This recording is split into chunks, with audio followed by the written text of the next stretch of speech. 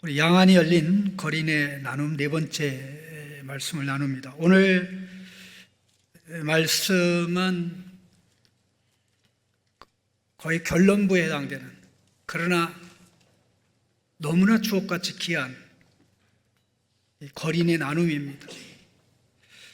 예수님을 단 한 번밖에 본 적이 없는, 또 예수님이 제자들과 그의 앞에 하신 말씀, 그리고 그의 눈에 진흙을 발라서 실로못에 가서 씻으라고 말씀하신 것 외에는 제가 직접적으로 예수님을 경험한 것이 없는데, 오늘 본문에서 그 2차 소환을 받아 그가 말하는 내용들은 참 확실히 이 사람은 눈만 열린 게 아니라, 육안만 열린 게 아니라 영안이 열렸고 예수님을 증언하는 가운데 영적 시력이, 지각이 좋아지고 있다는 사실을 우리는 확인할 수 있는 줄로 압니다. 오늘 이 자리에 나와 예배하는 성도님들도 우리는 육안은 문제가 없으니까요. 영안도 열리고 육안도 태어날 때부터 열려 있으니까 이런 은혜가 또 저에게도 있고 여러분에게 있는 줄로 믿습니다. 그런데 오늘 이 본문 말씀은 가볍게 볼 수 있는 말씀이 아닙니다. 특별히 이 밤에 예수님께 찾아와서 예수님과 대화했던 니고데모가 예수님에게 한 말과, 그리고 이 사람이 그를 2차로 소환한 바리새인들 앞에서 아마 바로 이때에 니고데모가 여기 있었는지 없었는지는 있었다고 말할 수도 없고 없었다고 말할 수도 없는 그러한 상황입니다만은 이 말이 얼마나 위대한 말인지, 이 사람이 이렇게 말할 수 있을 정도로 지혜가 있거나 교육이 많거나 또 경험이 대단했던 건 아닙니다. 그가 사실 경험하고 체험한 것은 예수님이 그의 눈에 진흙을 발라 실로암에 가서 씻으라고 해서 가서 씻었더니 보게 된 것, 이게 시작이 돼서 이 부분을 얘기하는 가운데 자기도 모르게 이 놀라운 그 말을 고백했는데 30절, 31절, 32절, 33절의 내용은 어떻게 보면 성경 66권의 핵심 교훈을 다 여기 요약하고 있다라고 봐도 틀림이 없습니다. 성경 66권의 핵심이 여기 다 요약되어 있다고 봐도 과언이 아닙니다. 특별히 31절에 하나님이 죄인의 말을 듣지 아니하고 경건하여 그 뜻대로 행하는 자의 말을 들으시는 줄 우리가 아나이다. 그는 어떤 것이 하나님이 인정하지 않는 경건이며 어떤 것이 하나님이 인정하며 요구하는 경건인지 여기 말하고 있습니다. 이게 경건의 성경 모든 내용이 다 들어있는 겁니다. 시편, 잠언, 또 신명기, 모든 내용이 다 들어있는 겁니다. 이걸 깨닫고 산 사람 구별되게 살았고, 깨닫지 못하고 산 사람 아무리 성공했어도 인생의 마지막이 비참했습니다. 두 번째 32절에 창세 이후로 맹인으로 난 자의 눈을 뜨게 했다 함을 듣지 못하였으니, 타락 이후로 인간이 어떻게 됐는지를 말하는 겁니다.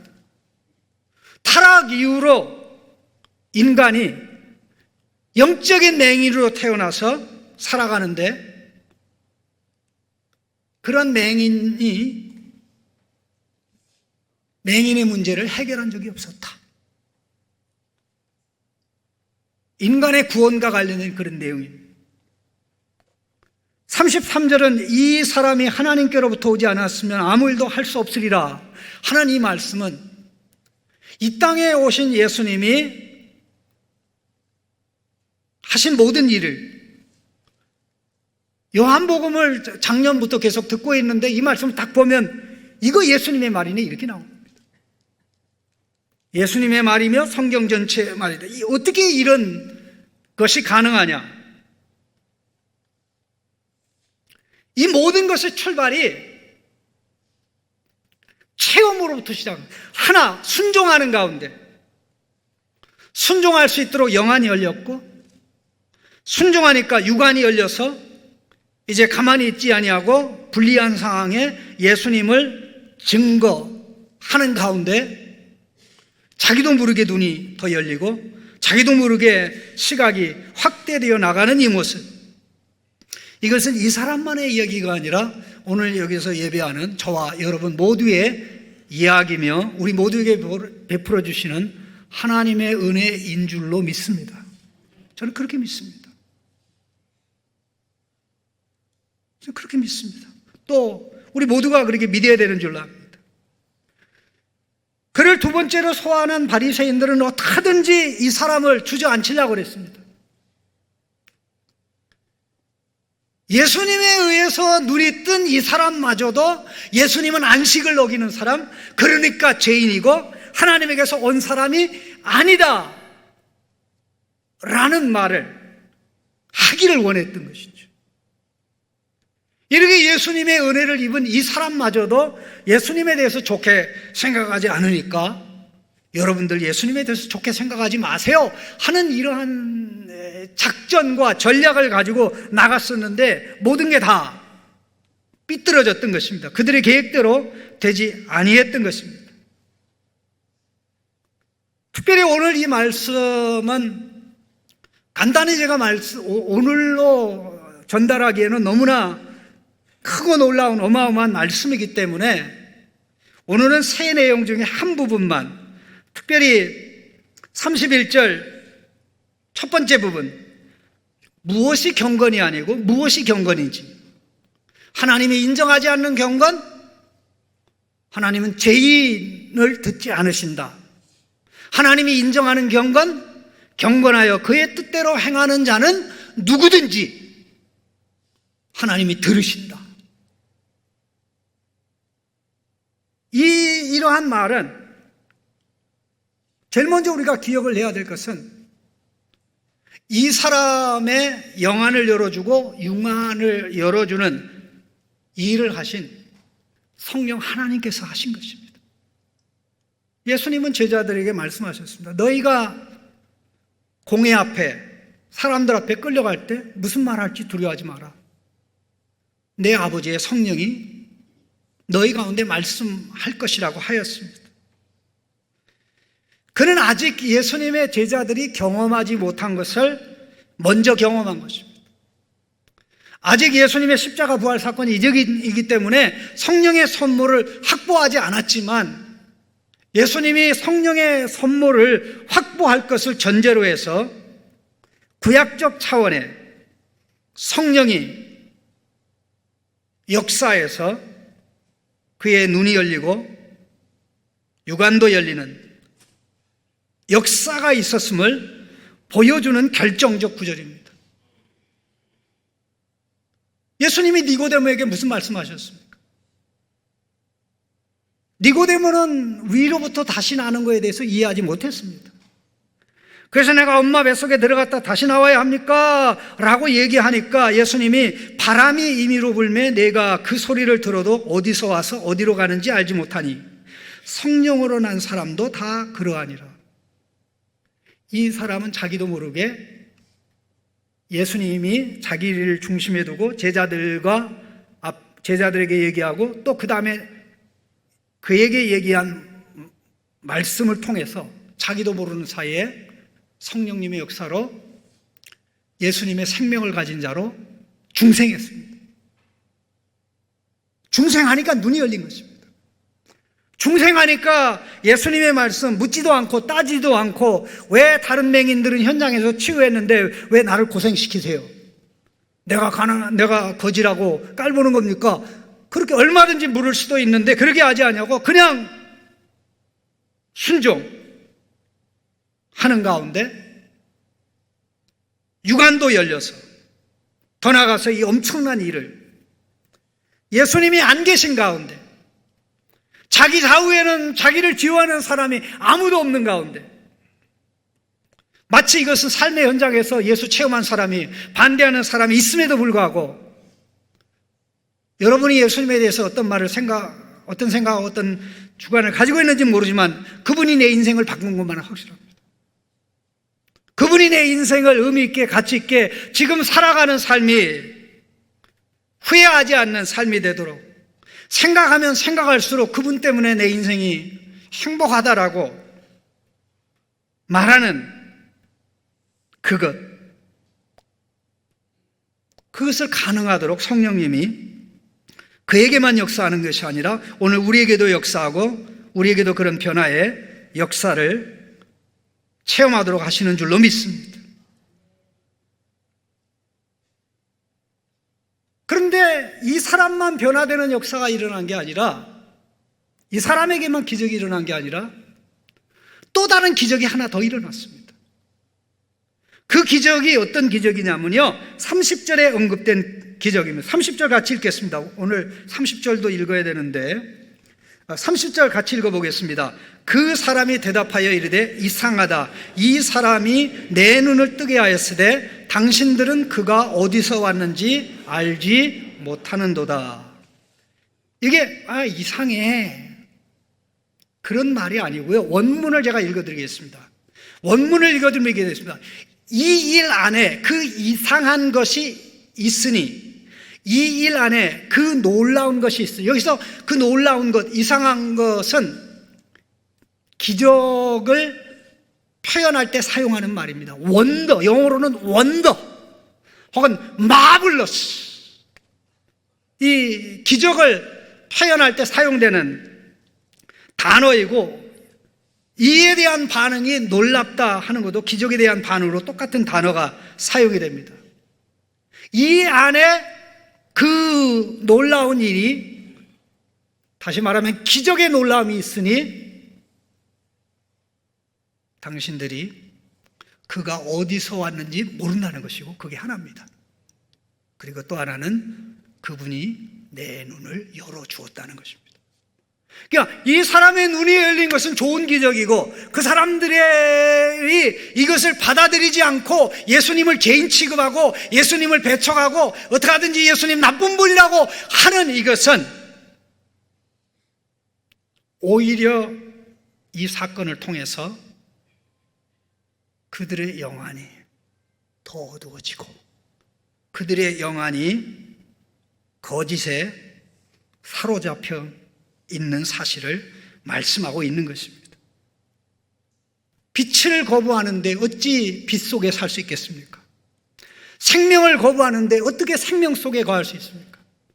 진리를 거부하는데 어찌 진리 속에 살 수가 있습니까? 진리를 알지니 진리가 자유케 하리라. 진리를 알지니 진리가 아들로 살게 하리라. 진리를 모를지니 죄의 종으로 살리라. 뭐가 다릅니까? 그들은 예수님을 거부하니 예수님이 오셔서 말씀합니다. 말씀도 거부합니다. 예수님이 행하는 각종 표적을 봅니다. 자, 말씀을 자기식으로 해석하죠. 예수님이 행한 표적들, 온갖 표적들, 이것도 요한복음에 나오는 6번째 표적입니다. 6번째 표적. 다 자기식으로 해석하면서 결론, 그러므로 예수님 죄인이야. 예수님을 하나님의 아들로, 하나님에게서 오신 분으로 우리의 구원자로 인정하면 안 돼! 이렇게 나가니,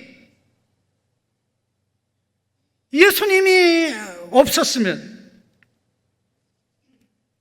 사실 결론 말씀에 40절 41절에 보면 바리새인 중에 예수와 함께 있던 자들이 이 말씀을 듣고 이르되 우리도 맹인인가?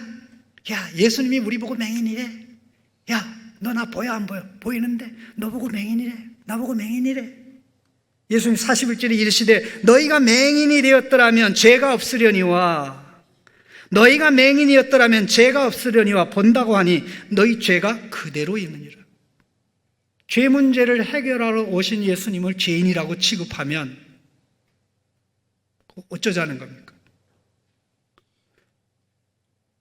빛을 거부함으로 어둠 속에 머물러 있고 생명을 거부함으로 사망 속에 머물러 있으니 사망의 활동이 무지로 나타나고 드러나고 표현되는 것입니다.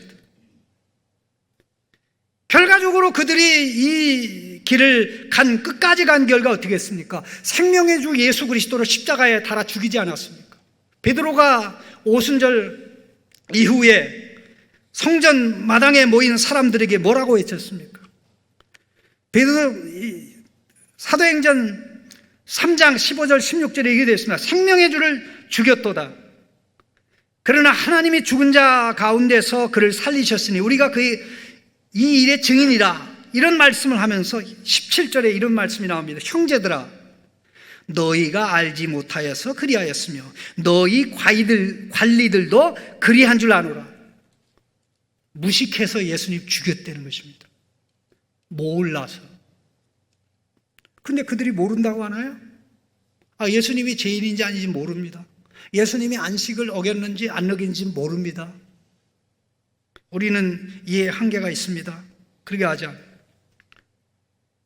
예수님을 그렇게 배척하고 대적하던 바울은 고린도전서에서 뭐라고 얘기했습니까? 바로 베드로가 했던 말을 그대로 반영하면서 고린도전서 2장 8절에 이 지혜는 이 세대의 통치자들이 한 사람도 알지 못하였나니 만일 알았더라면 영광의 주를 십자가에 못 박지 아니하였으리라. 예수 안 믿으면 안 믿는 거로 끝나는 게 아닙니다. 죽음 속으로 더 들어가는 것입니다. 예수 안 믿으면 안 믿는 거로 끝나는 것이 아니라 더 무지 속으로 들어가는 것입니다. 그래서 영사, 영맹이 심화되면서 그 가운데 살아가는 것입니다.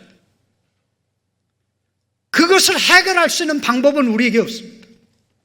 하나님에게 있고 하나님이 하시는 방법은 하나님의 말씀과 성령의 역사입니다. 그래서 말씀의 현장에, 성령의 역사하는 말씀의 현장에, 예배의 현장에 늘 우리가 와야 되는 것이고, 예배 현장에 오면 말씀에 집중하는 일에, 듣고 깨달으려고 하는 일에 올인 해야 되는 것입니다. 오늘과 같은 AI 시대에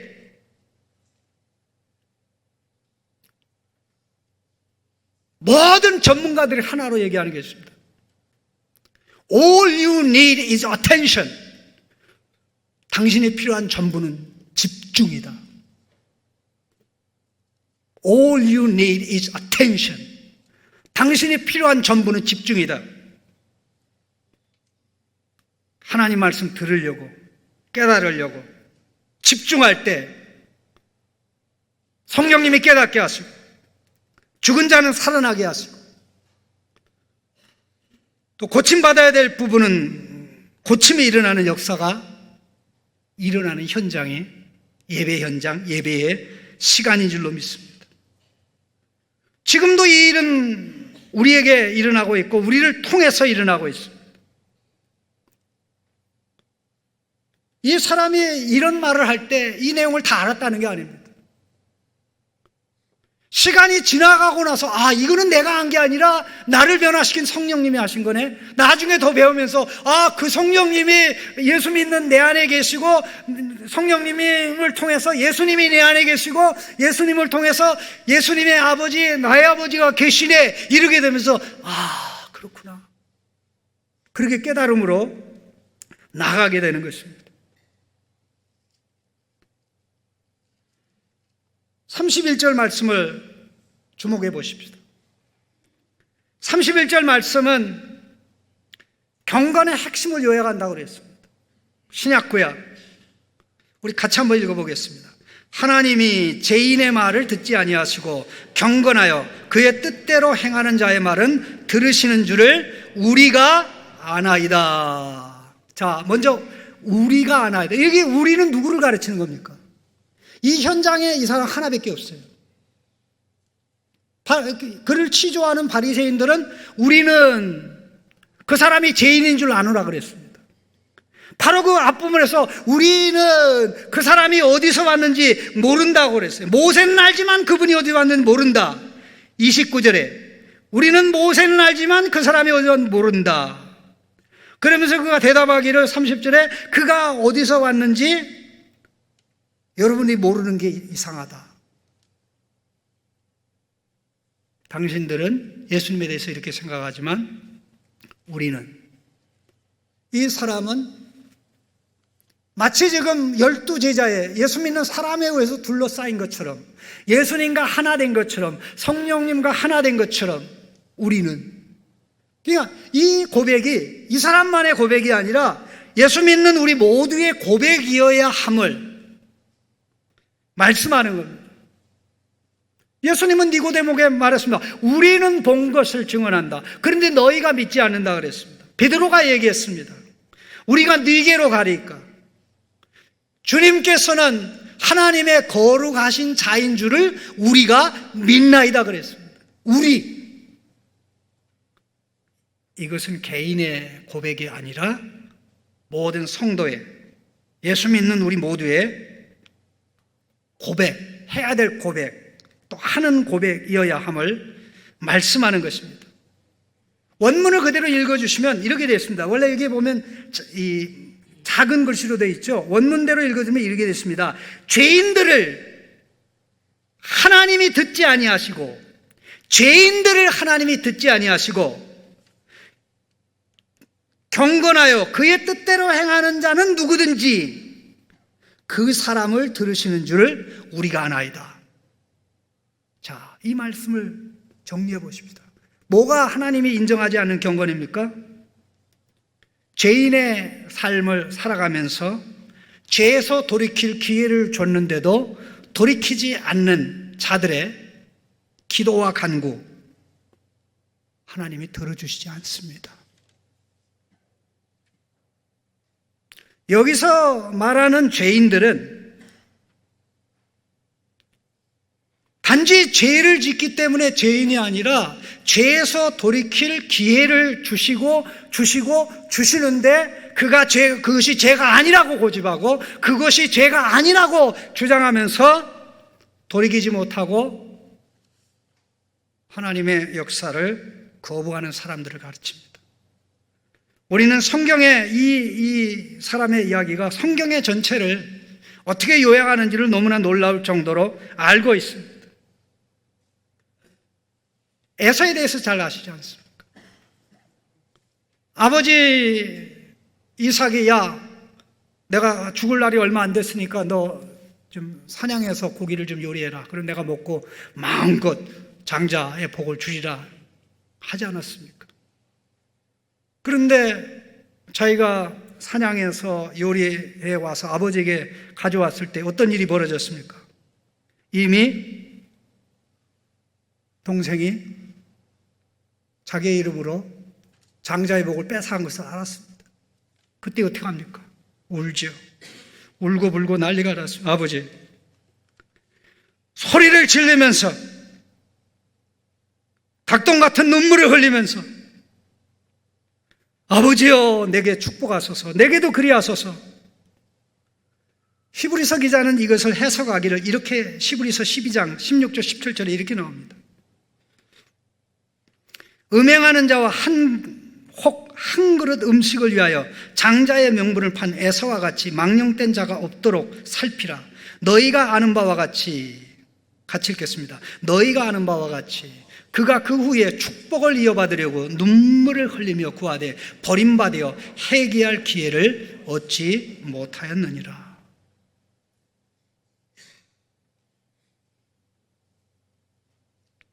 눈물만 흘린다고 회개는 아닙니다. 잘못했다고 말한다고 그게 회개는 아닙니다. 회개는 말하면서 시작되고 그 반대되는 하나님이 기뻐하는 삶으로 갈 때 완성이 되는 것입니다. 정탐꾼의 보고를 받았던 이스라엘 백성들 다 하나님 반역했습니다. 그래서 하나님이 모세를 통해서 뭐라고 했어요? 그래? 너희들 나를 안 믿어? 너희들은 다 광야에서 죽을 거야. 그리고 너희들이 죽겠다고 한 너희의 아들, 딸들은 가나안 땅에 들어갈 거야 라고 얘기할 때 난리가 났습니다. 통곡하고 울며 부르짖었습니다. 그때 모세를 통해서 하나님 말씀하셨습니다. 하나님이 너희 기도 안 들어. 너희 기도 안 들어. 가나안 땅에 바로 진격하겠다는 거예요. 하나님이 너희 기도 안 들어. 하나님이 너희 말 안 듣는다니까. 그러니까 올라가면 너희도 망해. 그런데도 결국 고집 부리다가 적지 않은 사람이 죽었습니다. 여기 이전 맹거린이 말한 하나님이 인정하지 않은 경건을 평생 실천한 사람이 있습니다. 하나님이 인정하지 않은 경건을 평생 실천한 사람 누굽니까? 그 중에 하나가 초대 왕 사울입니다. 그는 하나님의 말씀에 반응하는 삶을 살지 않았습니다. 사무엘이 죄를 지적해서 돌이킨 적이 없습니다. 변명만 늘어났습니다. 블레셋의 침략을 받아 마지막 전쟁을 하게 될 때 그는 다급한 나머지 하나님께 구합니다. 그런데 하나님이 대답하지 않았습니다. 꿈으로도 대답하지 않았고요, 우림으로도 대답하지 않았고요, 선지자를 통해서 대답하지 않았습니다. 그러니까 어떻게 합니까? 신접한 여인에게 찾아가죠.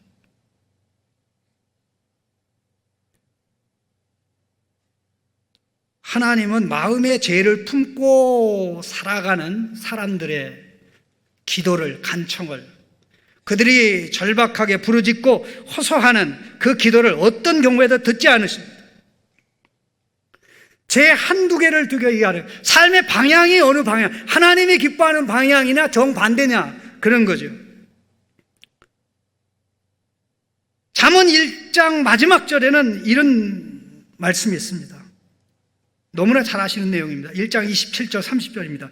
너희의 두려움이 광풍같이 임하겠고 너희의 재앙이 폭풍같이 이르겠고 너희에게 근심과 슬픔이 임하리니 그때에 너희가 나를 부르리라. 그래도 내가 대답하지 아니하겠고, 같이 읽겠습니다. 그때에 너희가 나를 부르리라. 그래도 내가 대답하지 아니하겠고 부지런히 나를 찾으리라. 그래도 내가 만나지 못하리니 대저 너희가 지식을 미워하며 여호와 경외하기를 즐겨하지 아니하며 나의 교훈을 받지 아니하고 나의 모든 책망을 업신여겼습니다. 하나님은 죄인의 길을 가기를 기뻐하고 거기서 돌이키지 않는 자의 말을, 기도를 듣지 않으십니다. 하나님이 죄인의 길을 인정하고 죄인의 길이 궁극적으로 잘 되게 하면 이 세상이 지옥과 같듯이 새하늘과 새 땅도 지옥과 같지 않다고 누가 얘기할 수 있겠습니까? 놀라울 정도로 잠언서의 내용이 반영되고 욥기의 내용이 반영되고 또 신명기, 성경 전체, 우리가 평생 신앙생활하면서 깨달아야 되는 게 뭐냐? 하나님이 인정하지 않는 경건이 무엇이며 하나님이 인정하는 경건이 무엇인가? 하나님이 인정하지 않는 건 멀리하고 하나님이 인정하는 건 가까이하고, 그 핵심입니다. 시편 읽어보십시오. 하나님 경건하여 그를 기뻐하는 자의 간구를 들으신다. 경건하여 그의 얼굴을 구하는 자를 외면하지 아니하신다. 경건한 자의 자손이 버림받게 하시지 않는다. 구구절절히. 어떻게 이런 말을 이 사람이 하겠어요? 성령 하나님이 하신 거죠.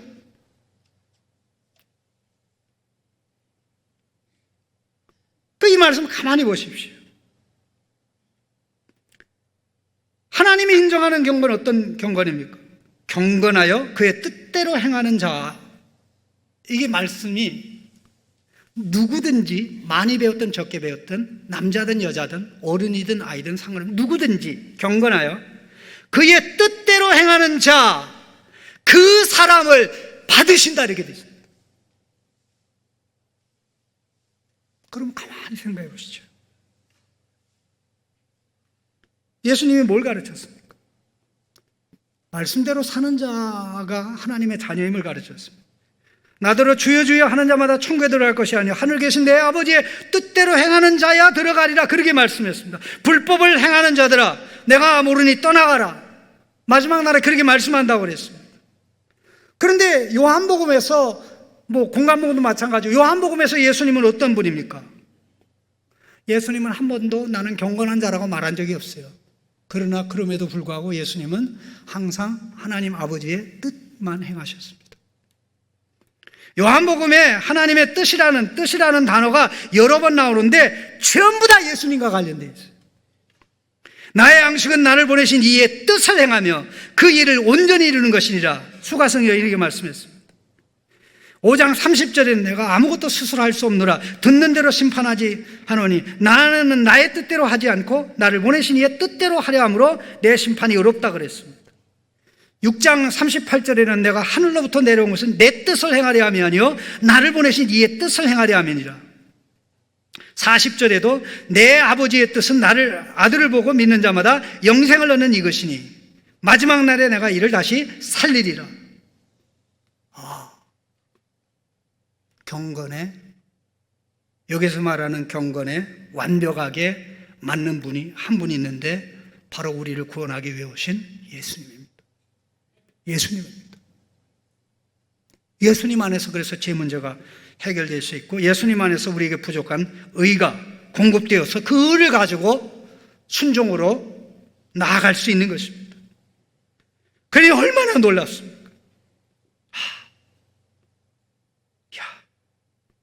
평생 신앙생활하면서 하나님 저 급해요. 그러니까 무조건 제 기도 들어주세요. 그러니까 하나님 한두 번은 속으셔요. 일부러 속아주세요. 그리고 나서도 깨닫지 못하고 계속 그 길로 간다 하면 하나님이 인정하지 않는 그 길로 가는 것입니다. 그 길의 끝에는 안타까움밖에 없습니다. 오늘 하나님께서는 이 사람을 통해서 우리 모두에게 말씀합니다. 우리를 살려 예수 믿게 하고 계속 말씀을 듣고 반응할 때 말씀에 순종할 때 지혜가 생깁니다. 말씀에 순종할 때 능력이 생깁니다. 말씀에 순종할 때 전략이 생깁니다. 말씀에 순종할 때 탁월함이 나타납니다. 점점 더 지혜로우니까 말씀에 순종하는 거 아닙니까? 똑똑하니까 말씀에 순종하는 거 아닙니까? 현명하니까 말씀에 순종하는 거 아닙니까? 진짜 현명하고 진짜 똑똑하니까. 사랑하는 성도 여러분, 오늘 본문을 통해서 하나님께서 우리에게 말씀하는 이 경건, 나는 지금까지 처음부터 신앙생활도 이게 경건의 핵심, 하나님이 원치 않는 경건이 진짜 경건인 줄 알고 살았다면 내려놔야 되겠고, 하나님이 요구하는 경건이 내게 없다면, 내가 기도하는 것마다 하나님이 들어주신 적이 없어가지고 재미가 없다면, 경건을 잘 알고 하나님이 인정하는 경건을 알고 체험한 겁니까? 아직도 체험을 못한 겁니까? 아직 체험을 못한 거죠. 그러니까 이 말씀 하나가 우리를 완전히 잽 다운시켜버리는 거예요. 평생 신앙생활에서 뭘 깨달았어요? 이 사람이 얘기하는 게 아닙니다. 하나님께서 바로 이 사람을 이렇게 변화시킨 성령 하나님이 오늘 우리 안에 계셔서 역사하십니다. 사랑하는 성도 여러분, 경건을 하나님이 기뻐하는 경건으로 나아가십니까? 아니면 하나님이 원치 않는, 인정하지 않는 곳으로 나아갑니까? 구약 성경 전체는 경건을 정의할 때 악에서 떠나는 것이라고 그랬습니다. 욥에 대해서 하나님이 칭찬한 내용이 뭡니까?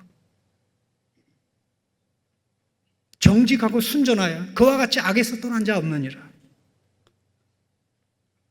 경건을 정의할 때 악에서 떠난 것으로 정의했습니다. 그러니까 경건을 낮은 단계로 악과 관련해서 경건을 정의했는데, 오늘 본문에 나오는 경건의 정의는 경건하여 그의 뜻대로 행하는 것. 그러니까는 아직 구약에 감히 이스라엘 백성이 실천하고 경험하지 못한, 도달하지 못한 그러한 고차원의 경건을 얘기하는데, 그러한 고차원의 경건을 우리 앞에 오셔서 삶으로 보여주고 드러내고 나타내시는 분이 하나님의 아들 예수 그리스도죠.